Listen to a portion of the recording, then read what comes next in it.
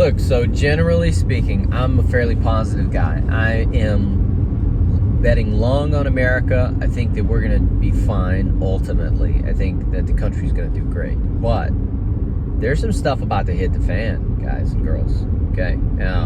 There is some serious, like, the Fed was talking about lowering interest rates the end of 2023, and then the first quarter of 2024, and then the second quarter, and now we're back to the third quarter.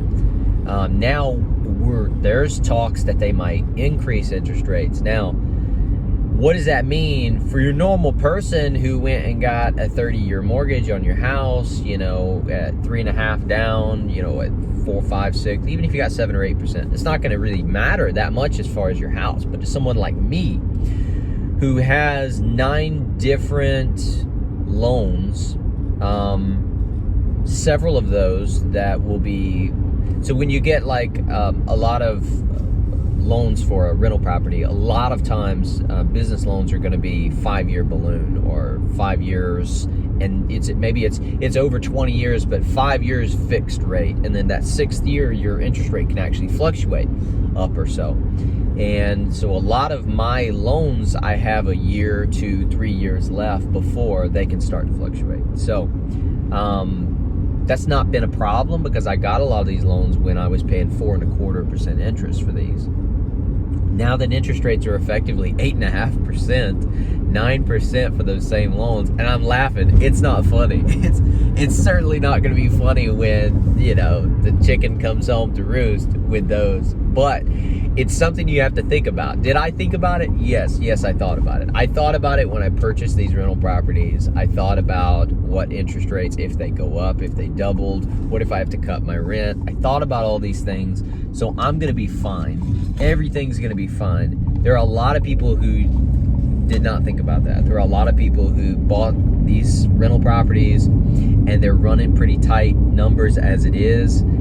Maybe even the economy that they're in is the cities and towns, maybe they're going down. So maybe it's not as competitive as far as pricing and stuff like that. So they can't increase. They're kind of stuck. And man, if you have several of those, like if I had 10 loans out there that were all about to, you know, need to be refinanced right now, I'd be like, oh man, I gotta find something else. I gotta figure something out.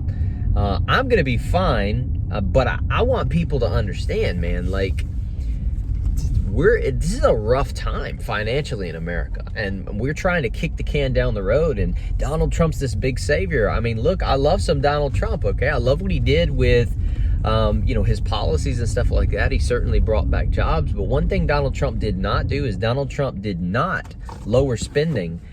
I mean, he did lower it, but like, you know, spending was way up here. It needs to be down here. Donald Trump was like right there, you know, at the end of the day. So all I'm saying is, I'm not saying go out and buy yourself a freaking My Patriot supply and build a bunker in your backyard. What I am saying is get out of bad debt, for God's sake. Save that money. Get out of your credit card debt. Stop putting money on a credit card. Cut them up. Let your lights get cut off in your house before you put more money on a credit card, because it's only getting worse. I mean, credit cards are running, so they're going and borrowing money from the government at 5-6% right now, and then they're loaning it out to you at 20% interest, 25% interest. That's how they're able to exist. What happens when interest rates go from like, what, 5.25 or whatever they are, 4 and something with the Fed now, to 15, 20? Credit cards won't exist anymore. Certainly not like that. It won't be a profitable business anymore. Get out of your credit cards.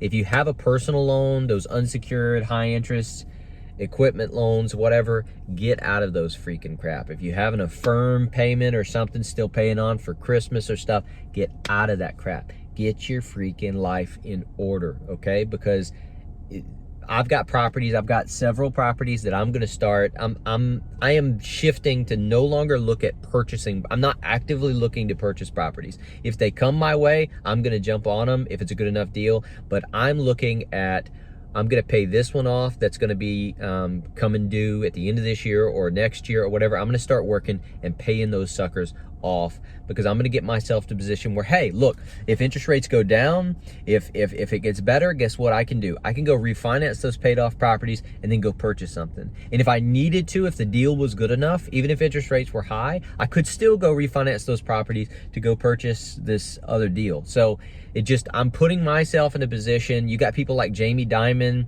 and others who are selling off stocks of their companies, trying to get cash, trying to invest in gold, and trying to invest in, having cash ready so that they can go and purchase a bunch of stuff because there's gonna be a fire sale. I'm not saying that's happening this year. Maybe it's next year, the next year, or the next year. Maybe it's after the next presidency. But I'm freaking telling you, you need to get yourself in order. Get your freaking house in order. Pay your bad debts off. Get some money saved up to be able to, buy the things that you need to buy. Because look, if the Fed said their next session, we're raising interest rates, a whole percentage, 2%, 3 percentage points, that's not going to matter a whole lot to you. It's going to affect big time, certainly car loans, because car loans are ridiculous now. I mean, I went was like 3 years ago, I bought a brand new Honda Civic, 2019 Honda Civic, 20 Honda Civic, 21, whatever it was. And I got it for like 1.9% interest. And it was a super great car that was super cheap. And I got it for it was like a $22,000 purchase price. And I got it for 1.9% interest with zero money down. That doesn't exist for your average person anymore. So right now I was looking on Ford. I was looking at a truck, and they were looking at the best interest rate I could get pre-qualified was like 6.9% interest. That's insane. I got interest rates like that when I was 19 years old and had no credit. So that if it ticks up much more than that, you're not gonna be able to afford stuff like that. So your tote the note lots where you walk in, you give them like $2,000 down, and they give you a car for 3 years for a payment with no credit checks and stuff. That's gonna be where it's gonna be at for a while. So I'm just telling you, this is not a scare thing. It's not the end of the world. I'm definitely long on America, but it's about to hit the fan. It's gonna hit the fan eventually. If it's this year, next year, or in a few years, you need to be prepared. And how you get prepared is get yourself out of debt. You could probably look at investing in some kind of gold or precious metals and stuff like that, because they'll be here. But I would get your money out of the stock market. I would get your money out of savings, get it out of CDs, get it out of these things that aren't making you any money, get it into some kind of hard asset. And when I say asset, I'm not talking about going and buying some land that you let sit. I'm talking about going and buying something that you rent out, something that you utilize to make money. That's an asset. A liability, something that costs money. An asset, something that makes you money. The home that you live in, that beautiful, nice place that you and your wife built, that is a liability. It is not an asset. It becomes an asset the day somebody writes you a check for it because you sold it or rented it out. Rich dad, poor dad. That's the basics. So listen, get your money out of crap that's not making you money and get it in something that's going to increase in value and it's going to make you money. So I don't know, just felt like I needed to say that. I just got back from the bank and I was talking to my loan officer, and me and him kind of agree on where we think things are going. And I've heard a lot of other stuff.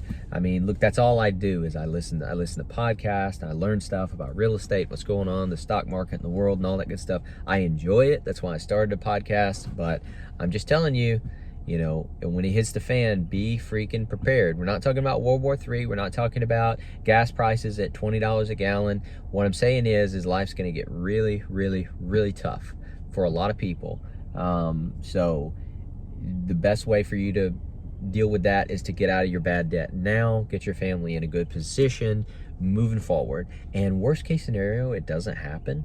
And guess what? You are out of debt and you got money and you're happy and interest rates went down. Great. Whoa. But it's not a bad strategy for now because it looks like things are getting pretty feisty, pretty toasty around the country. So have a good day. It's Tuesday, the 16th. And I'm going to have a good day. I'm rocking my Fire Wagon Pizza shirt and my Smash Mouth Foods hat. So have a good one.